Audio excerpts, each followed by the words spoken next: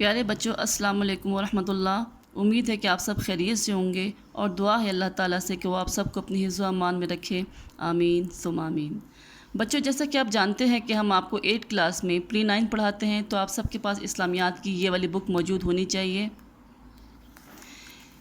اسلامیات کی اس بک میں ہم آپ کو سب سے پہلے سورہ انفال، جو کہ پہلا ٹاپک ہے، کو بما ترجمہ پڑھاتے ہیں۔ تو سورہ انفال کو بما ترجمہ پڑھنے سے پہلے ہمیں سورہ انفال کے نازل ہونے کی وجہ معلوم ہونی چاہیے، اور اس میں کن کن باتوں کا ذکر اللہ تعالیٰ نے کیا ہے ہم کو یہ معلوم ہونا چاہیے، ٹھیک ہے؟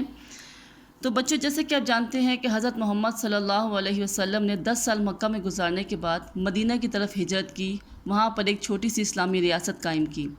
اہل مکہ سے یہ بات بالکل بھی برداشت نہ ہوئی کہ مسلمانوں نے ایک ریاست قائم کی ہے اسلامی، اور ان کو اس بات کا بھی خدشہ تھا کہ مسلمان مدینہ میں جا کے آباد ہو گئے ہیں، جبکہ ان کے تمام تجارتی قافلے، اہل مکہ کے تجارتی قافلے ملک شام سے جب مکہ کی طرف روانہ ہوتے تھے تو راستے میں مدینہ آتا تھا، جہاں سے ان قافلوں کو گزرنا پڑتا تھا۔ تو اہل مکہ کو ہر وقت اس بات کی پریشانی رہتی تھی کہ کہیں ہمارا کوئی قافلہ لوٹ نہ لے۔ وہاں مسلمان حضرت نبی پاک صلی اللہ علیہ وسلم کی یہ کوشش رہتی تھی کہ وہ کفار کو اپنی موجودگی کا احساس دلائیں، ان پر رعب ڈالیں۔ چنانچہ اس سلسلے میں وہ چھوٹے چھوٹے دستے صحابہ کرام کے قیادت میں بھیجتے رہتے تھے، لیکن ان اور یوں چھوٹی چھوٹی لڑائیاں ہوتی رہتی تھیں۔ تو وہ جنگ جو صحابہ کرام کی قیادت میں لڑی جائے، جس میں نبی پاک صلی اللہ علیہ وسلم خود موجود نہ ہو، تو اس کو سریہ کہتے ہیں۔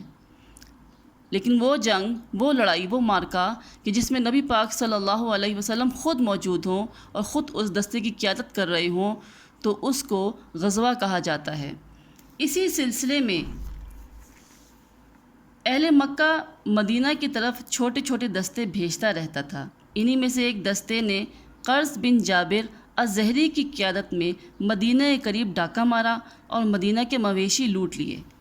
حالات یہاں تک پہنچ گئے کہ شعبان 2 ہجری فروری یا مارچ کا مہینہ تھا۔ 623 عیسوی میں قریش کا ایک بہت بڑا قافلہ، جس کے ساتھ تقریباً 50,000 اشرفی کا مال تھا اور 30-40 سے زیادہ محافظ نہ تھے، مکے کی طرف جاتے ہوئے اس علاقے تک پہنچا تو مدینے کی زد میں تھا۔